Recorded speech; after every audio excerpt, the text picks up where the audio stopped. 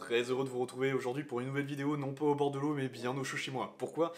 Tout simplement, c'est compliqué de pêcher en ce moment, il y a beaucoup de vent, c'est très compliqué de pêcher au leurre quand il y a beaucoup de vent, parce que les animations sont hyper dures à reproduire, il faut se plomber plus, et j'avoue que je maîtrise beaucoup moins.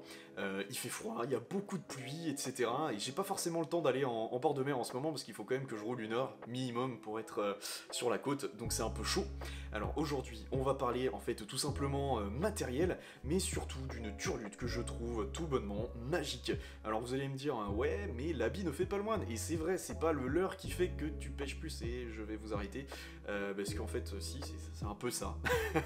Alors j'ai fait une séance de pêche, donc Bretagne Nord, on était une douzaine de pêcheurs vers Saint-Malo, alignés, comme ça, comme une fois, il y a un mois à peu près, dans le golfe du Morbihan, donc tous côte à côte, comme ça.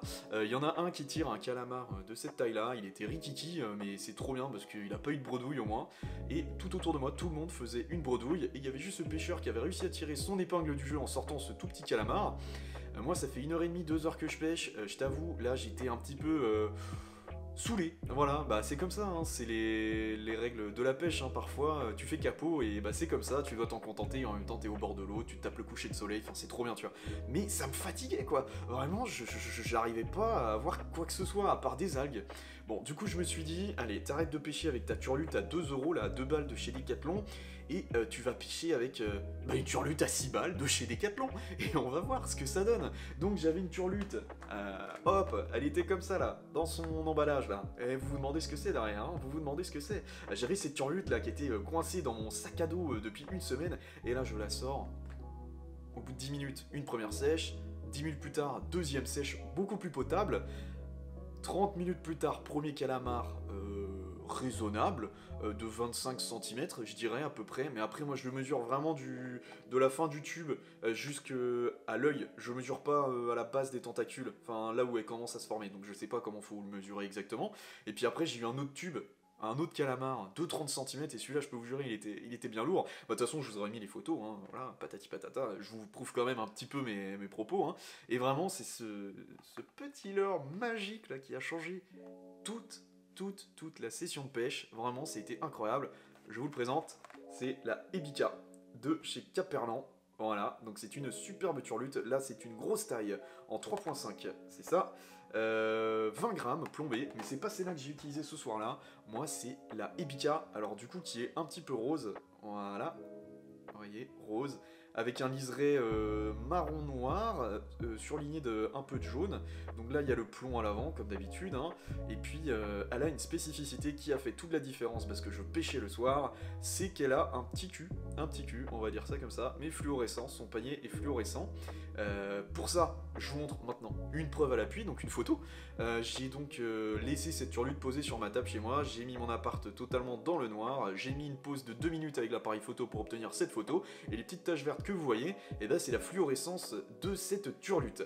Et à mon humble avis, c'est ça qui a fait la grosse différence, déjà de par ses couleurs, parce que les sèches, je les ai eues en fin de soirée, et par contre les calamars, je les ai vraiment eu en pleine nuit, pour le coup, sur le coup de 19h, 19h30, parce que maintenant le soleil se couche très tôt.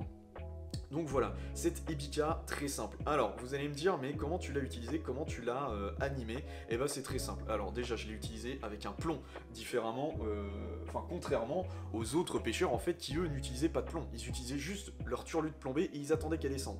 Alors il faut savoir qu'une turlute plombée, ça va descendre très lentement dans les couches d'eau. C'est très intéressant pour les céphalopodes parce que normalement c'est à ce moment-là, c'est lorsque la turlute descend que hop, ils attrapent.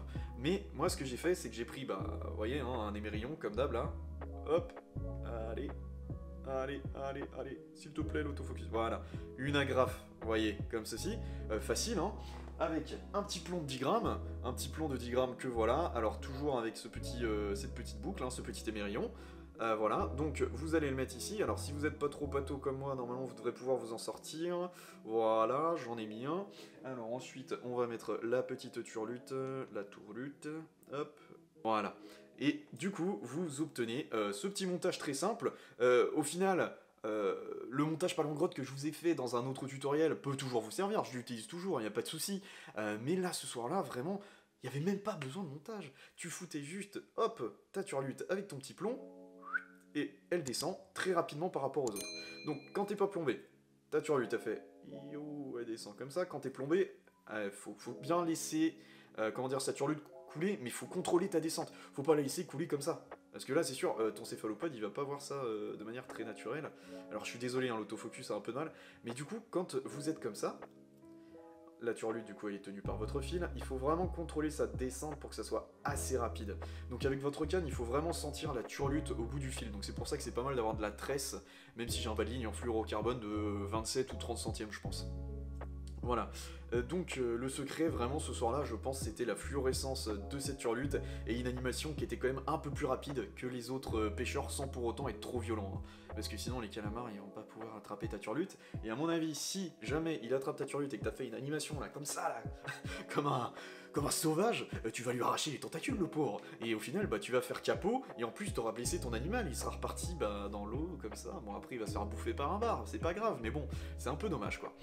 Donc voilà, je comptais faire cette petite présentation, donc je vous remontre la Ibica de chez Caperlan. Donc c'était un avis vraiment très perso hein, de mon ressenti.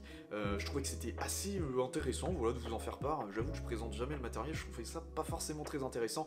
Mais là vraiment, coup de cœur, hein, 6 euros, 6 euros c'est génial. Et regardez, aussi petite précision, ils disent que normalement les hameçons résistent plus à la corrosion que d'autres trucs, et c'est vrai, hein, je l'ai même pas rincé, ça fait quoi? Ça fait 5 jours que je l'ai utilisé.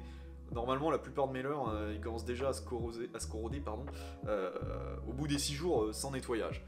Donc, bah écoutez, moi je l'aime bien, surtout avec ces petits yeux verts. Ces petits yeux verts là, très sympa. Bon, en tout cas, c'est fini pour cette petite vidéo. Je vous montre quand même la référence des plombs. Alors ici, je vais avoir les 20 grammes. Hop, donc ça c'est 4,50 €. Et ici, les plombs en 10 grammes, donc ça c'est 4 euros. Voilà, donc grâce à ça, vous passez des soirées d'automne super en bord de mer, vous pêchez de la sèche, vous pêchez du céphalopode. Alors surtout, par pitié, ne partez pas avec des fringues civiles, hein, de ville. Moi je le fais, mais je vous avoue que l'autre jour j'ai eu de l'encre de sèche sur moi, j'ai un peu tiré la gueule. Mais ça va, ça s'enlève très très bien même.